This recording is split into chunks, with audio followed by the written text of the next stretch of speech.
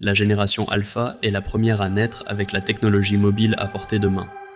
À 2 ans, de nombreux enfants de la génération alpha peuvent déjà utiliser ces appareils de manière sensée.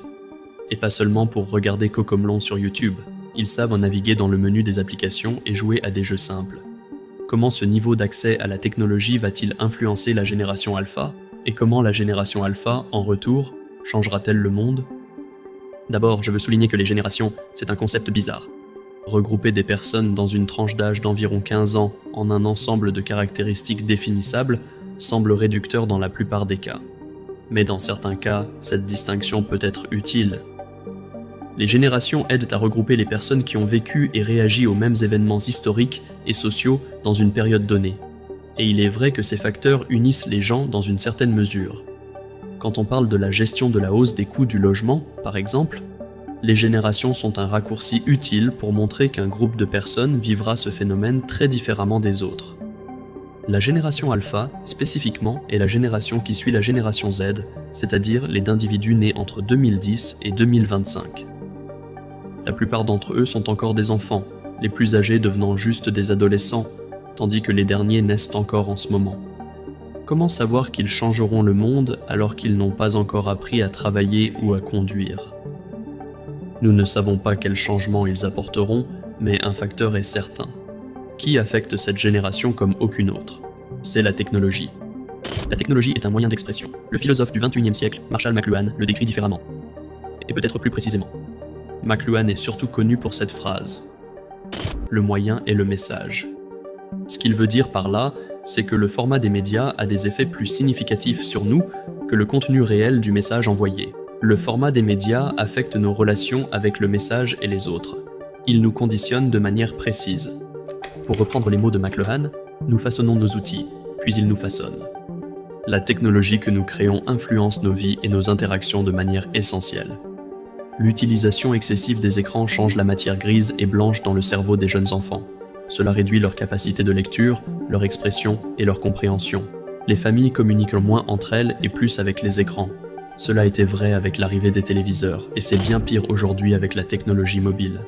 En grandissant, on présente à la génération alpha un médium qui nous a influencés plus que tout autre depuis le début de l'humanité. Ils grandissent avec des comptes de réseaux sociaux, ce qui changera leur vision d'eux-mêmes et des autres. Avec son concept de village global, McLuhan a dit que la télé, la radio et la communication de masse nous transformaient déjà d'une société d'individualisme et de vie privée en une société tribale où chacun observe les autres. Les gens agissent et réagissent selon ce que le groupe sait et croit. Les réseaux sociaux rendent la vision de McLuhan sur les médias de masse plus pertinente. Nos nouveaux outils nous rendent conscients de la vie des autres à tout moment. Nous affirmons les valeurs de notre groupe, comme les deux côtés de la culture. Nous craignons aussi d'être rejetés en violant les normes de ces groupes. Nous sommes devenus tribaux. Mais les sociétés tribales passées étaient plus petites. Vous pouviez suivre la plupart des gens que vous connaissiez. Avec les réseaux sociaux, vous êtes en contact avec des milliers de gens chaque jour. Les humains peuvent naturellement connaître environ 150 personnes. Au-delà, nous ressentons une surcharge cérébrale importante. Avec les réseaux sociaux, nous sommes en contact avec des milliers de personnes de façon tribale. Il n'est pas surprenant que ces plateformes soient de plus en plus associées à l'anxiété et à la dépression. Les jeunes de la génération alpha grandissent dans un monde tribaliste avec un accès précoce aux médias sociaux, plus que les autres générations. Cela influence non seulement leur interaction avec leurs pairs, mais selon des études en neurosciences, cela modifie aussi leur traitement des émotions. La génération alpha entre déjà dans des environnements de lycée. C'est la première fois qu'on attend d'eux qu'ils écrivent des travaux de longueur considérable. Ils pourraient aussi apprendre à coder ou jouer avec créer des images d'art avec leurs ordinateurs. À la différence des générations passées, Alpha aura accès à des outils d'IA générative pour les aider ou s'occuper entièrement de leurs projets scolaires. Certains enseignants apprennent à reconnaître à quoi ressemble un texte écrit par une IA. Mais cela n'empêchera pas un étudiant d'utiliser un programme comme ChatGPT pour obtenir un brouillon sur lequel travailler.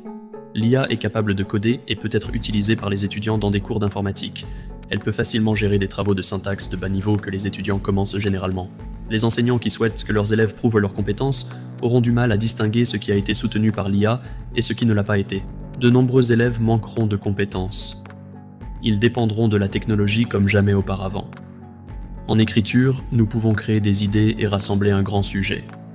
Le problème, c'est que si l'IA prend les rênes de l'écriture, elle prend aussi le contrôle des idées et de la direction.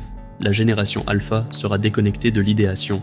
S'il participe, ce sera dans une direction de haut niveau et dans la prise de décision. Comment une génération entière va-t-elle gérer des discussions qui ne sont que des répétitions? D'où viendront les idées fraîches et nouvelles? Les enfants de la génération alpha, présents avant la pandémie, ont également vu les effets de la pandémie mondiale. Ils étaient isolés de leurs amis tout en étant encouragés à interagir ou à se divertir sur des écrans. Cet événement a explosé toutes les tendances des médias numériques, entraînant plus de temps passé devant les écrans et moins avec des êtres humains à part leurs parents.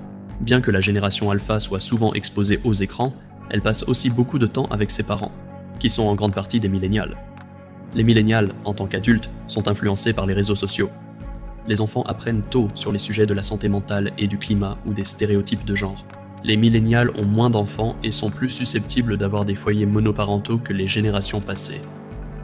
C'est probablement dû à de grands désavantages économiques, tels que le prix du logement, le coût de la dette étudiante, et soyons honnêtes, le coût d'absolument tout dans la vie. Donc, même si la génération alpha est sur les écrans, elle entend parler de leur impact sur la santé mentale. Les études sur la génération alpha montrent des forces et des faiblesses uniques en comparaison aux générations précédentes. Ils ont une forte compétence technologique pour des raisons évidentes. Ils sont ouverts à la connaissance et ont une bonne intelligence. D'un autre côté, ils sont plus égocentriques, sujets à la violence, et ont une attention courte. Ce ne sont que des généralités et cela montre un moment pour une génération jeune.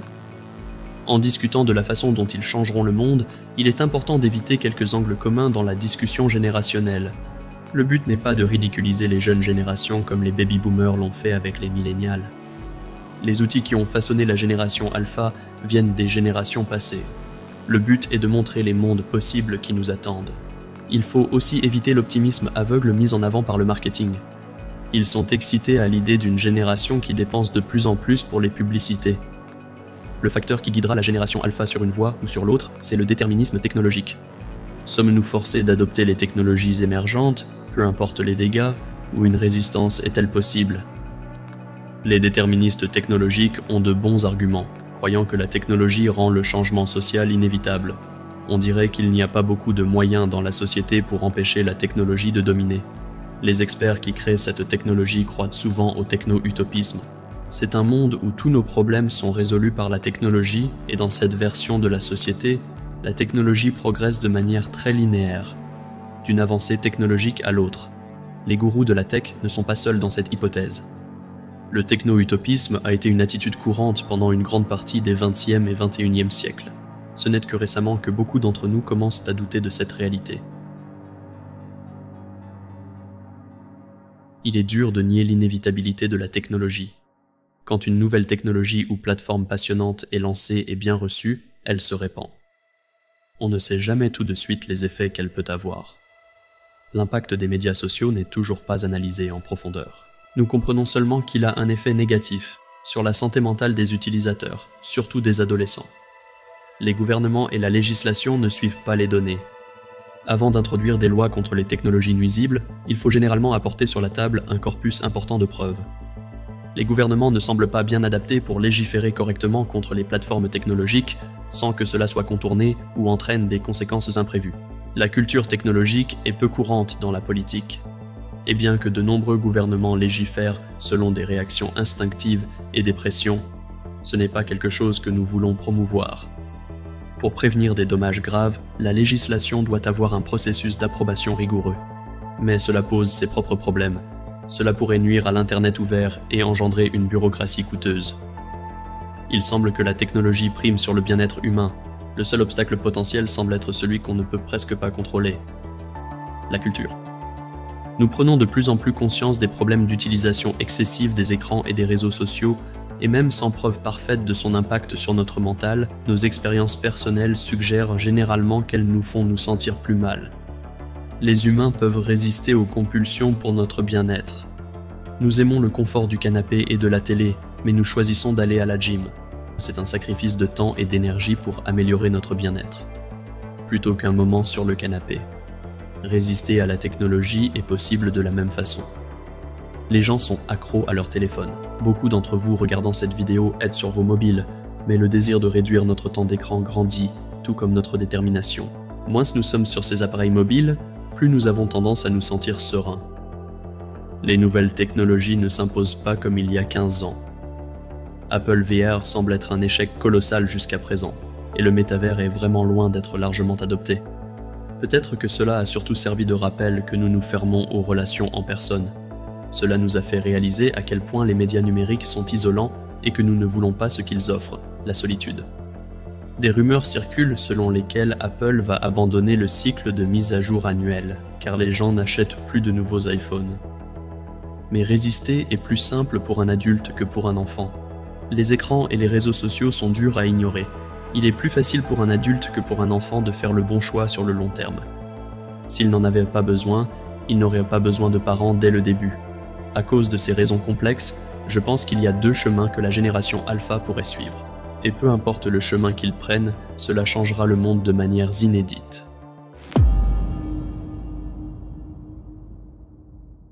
Il y a un avenir où la génération alpha adopte les technologies actuelles et nouvelles.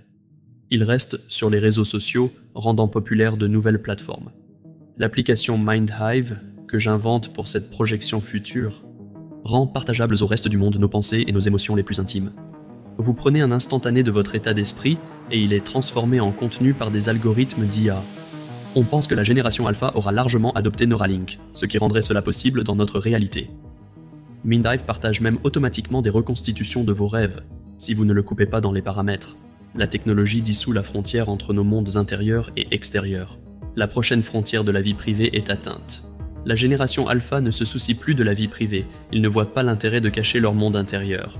Ils abandonnent tout pour être évalués par leurs pairs en ligne. Ceux qui sont rejetés pour leurs pensées intérieures trouvent des groupes de penseurs similaires, et ces groupes acceptent les idées qu'ils auraient censurées auparavant. Les idées peuvent être utiles, risquées ou inoffensives, mais peu importe. Il y a un écho pour les soutenir. L'anxiété et la dépression grandissent, mais les applis réagissent. La méditation est intégrée dans les flux, demandant aux utilisateurs de s'arrêter 10 minutes. Certains passent à l'appli suivante, d'autres prennent cela au sérieux. Les algorithmes gèrent mieux le contenu difficile, équilibrant les médias qui provoquent des émotions négatives et ceux qui boostent l'estime. Les plateformes font juste assez pour garder les gens de partir. La génération alpha est maintenue dans un état de bien-être mental où ils presque entièrement à la merci d'un algorithme qui s'occupe de leur bonheur. Au-delà de l'appli, la génération alpha fait de l'IA un outil personnel. C'est ainsi qu'ils interagissent avec le monde, réduisant le nombre d'étapes dans l'espace numérique. Seules des considérations élevées seront nécessaires, ils penseront à une commande et l'IA fera le reste. S'ils veulent voyager quelque part, ils n'auront qu'à dire à l'IA où ils veulent aller. Ils perdront ou n'acquerront jamais de nombreuses compétences, ainsi qu'un certain niveau de pensée critique et d'exploration d'idées. Bien que cela puisse sembler inquiétant, cela peut être comparé à la transition des voitures manuelles aux automatiques. Vous perdrez un peu de contrôle, mais vous aurez une conduite plus relaxante.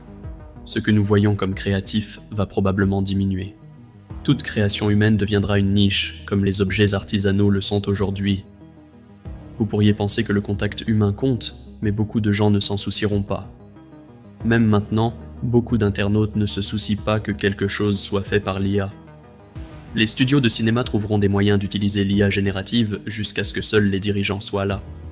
Les grèves des scénaristes et des acteurs étaient principalement axées sur l'empêchement de l'IA d'ingérer leurs scripts et d'imiter des acteurs existants.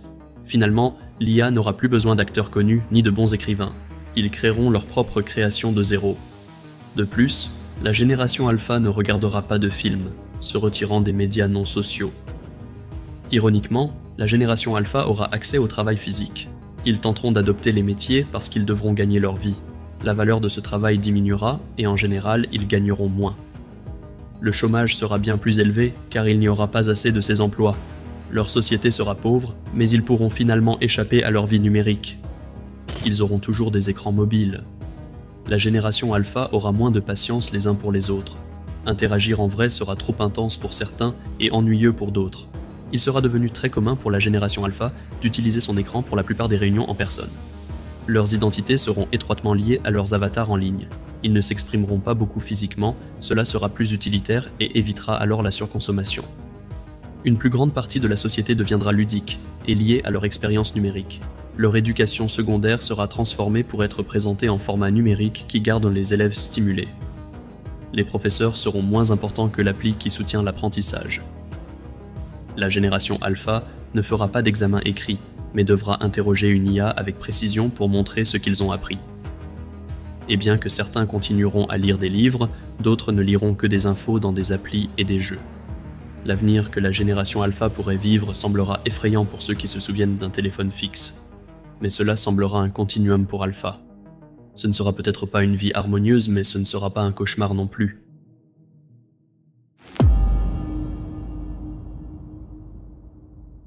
Il y a un autre avenir possible, cependant, où les problèmes de santé mentale liés aux réseaux sociaux deviennent trop écrasants. Ils ne feront pas que suggérer une aide, ils l'exigeront. La génération alpha s'éloigne des réseaux sociaux et d'une grande partie d'Internet. La génération alpha saura comment les algorithmes influencent ce qu'ils voient en ligne. Dans cet avenir, l'IA rendra la vie en ligne peu attrayante. Quand le contenu est fait par des machines, il perd de son intérêt. Ce qui poussait les gens à se connecter en ligne est désormais parti. Ils sont venus pour la connexion sociale et la peur d'être exclus, mais sans humain, c'est l'Internet déconnecté. Les réseaux sociaux sans le social, l'Internet de loisirs est en fait mort. Il est vrai que l'IA peut simuler une conversation de façon convaincante. Si nous nous engageons avec des chatbots, ils peuvent même nous donner des sentiments similaires à ceux que nous ressentons avec nos amis. Mais si nous faisons une pause, nous savons que nous parlons à une machine. Nous ratons de vraies conversations avec de vraies personnes. En tant qu'animaux sociaux, nous sommes poussés à communiquer avec les autres. La façade des autres ne coche pas assez de cases. Elle apaise juste superficiellement une partie de ce besoin social. Dans cet avenir, la génération alpha aspire à la vie privée. Internet est faux et plein d'escroqueries. Il est rempli de contenus générés par l'IA pour des entreprises dont le seul but est de gagner de l'argent, ou ce sont des escrocs qui tentent de voler de manière de plus en plus sophistiquée. Avec l'IA prenant les emplois de bureau, l'escroquerie va croître. Une grande partie de la population est pauvre, cherchant à gagner plus. Les versions digitales de Gen Alpha sont des avatars qui ne donnent pas beaucoup d'infos. Ils ne publient pas. Ils restent silencieux et utilisent Internet pour des choses utiles, pas pour s'amuser. La génération alpha détruit Internet tel que nous le connaissons. Ce n'est plus un divertissement ni un espace où faire sa publicité constamment. La baisse des utilisateurs humains et l'augmentation des bots ont rendu son utilité nulle pour les marketeurs. La génération alpha utilise toujours Internet pour faire des achats.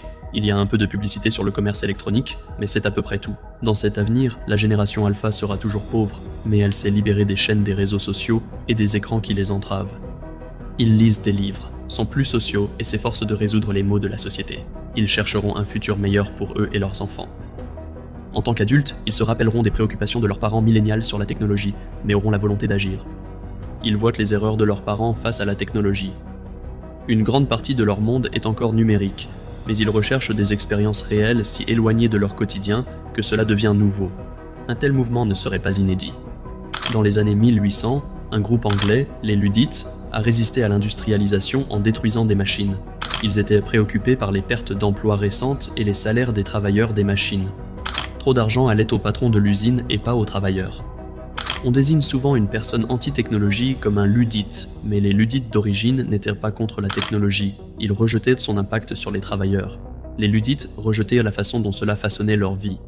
Il y a une grande différence entre des travailleurs anglais qui brisent des machines et une génération qui dépose ses téléphones. La génération alpha a un grand besoin de changer de cap. Vous verrez l'impact négatif de l'IA et des réseaux sociaux sur leur vie pendant qu'Internet les lâche. Le premier chemin que j'ai décrit est une version extrême d'une utopie technologique qui se défait lentement.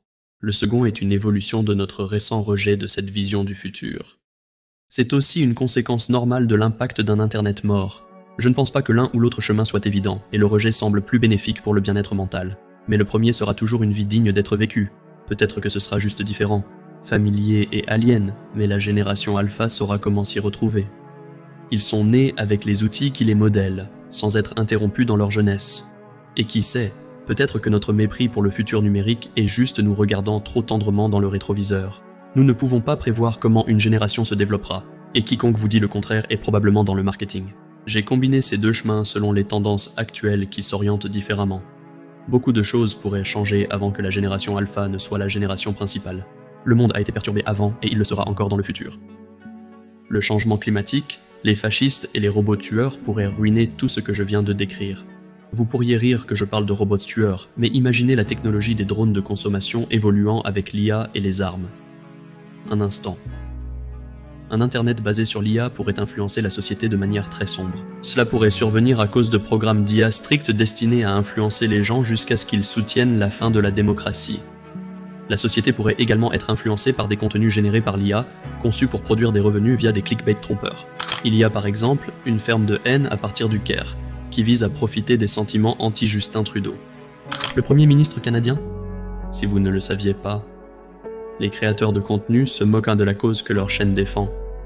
Si l'IA et d'autres automatisations effacent la classe moyenne, alors une vie numérique pourrait ne pas être à la portée de la plupart.